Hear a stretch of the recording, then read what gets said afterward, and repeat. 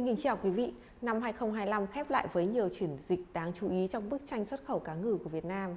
Theo số liệu thống kê của Hải quan Việt Nam, thì kim ngạch xuất khẩu cá ngừ năm 2025 đạt 924 triệu đô, giảm 7% so với năm 2024. Tuy nhiên, mức giảm này không phản ánh một bức tranh u ám đồng đều, mà cho thấy sự phân hóa rõ nét theo thị trường và theo nhóm sản phẩm. Mỹ vẫn là thị trường lớn nhất, giảm sâu, trong khi EU và CPTPP tăng. Xuất khẩu cá ngừ của Việt Nam sang Mỹ năm 2025 chỉ đạt 331 triệu đô, chiếm gần 36% tổng kim ngạch xuất khẩu cá ngừ Việt Nam nhưng giảm gần 15% so với cùng kỳ năm 2024. Mỹ vẫn là thị trường xuất khẩu lớn nhất, song xuất khẩu sang thị trường này trong năm qua có nhiều biến động, đặc biệt là khi cạnh tranh ở nhóm hàng chế biến ngày càng gay gắt. Ở góc độ cơ cấu sản phẩm thì xuất khẩu cá ngừ đóng hộp sang Mỹ chỉ ở mức tương đương so với cùng kỳ.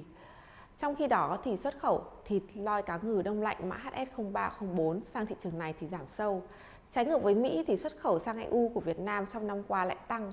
Kim ngạch xuất khẩu sang thị trường này đạt gần 207 triệu đô, tăng 5% so với năm 2024.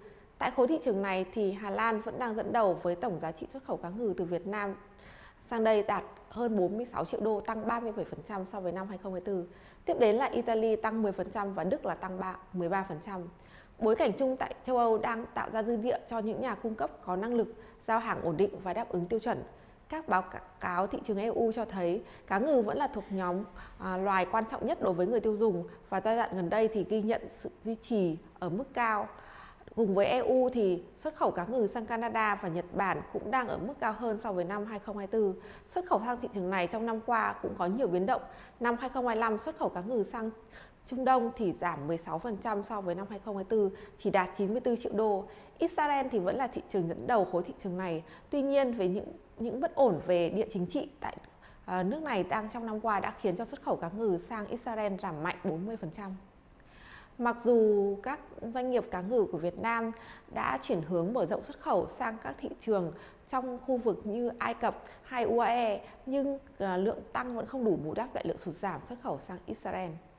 Thị trường cá ngừ thế giới năm 2026 dự kiến sẽ tiếp tục có những giai đoạn chịu tác động bởi nguồn cung khai thác thấp hơn ở một số ngư trường và giá nguyên liệu, đặc biệt là giá cá ngừ vằn biến động theo hướng tăng, trong khi nhu cầu sẽ không đồng đều ở từng thị trường.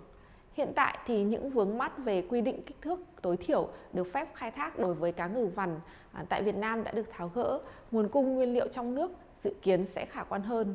Tuy nhiên, việc Mỹ áp thuế đối ứng cho các sản phẩm của Việt Nam cao hơn so với các nước đối thủ, không công nhận tương đương đối với nghề đánh bắt cá ngừ của Việt Nam, và tất cả những điều này dự kiến sẽ cản trở xuất khẩu cá ngừ sang Mỹ. Do đó, xuất khẩu cá ngừ sang Mỹ năm 2026 sẽ không được khả quan và các doanh nghiệp buộc sẽ phải chuyển hướng sang các thị trường mới tiềm năng hơn như EU, Trung Đông hay ASEAN. Xin cảm ơn quý vị đã chú ý lắng nghe.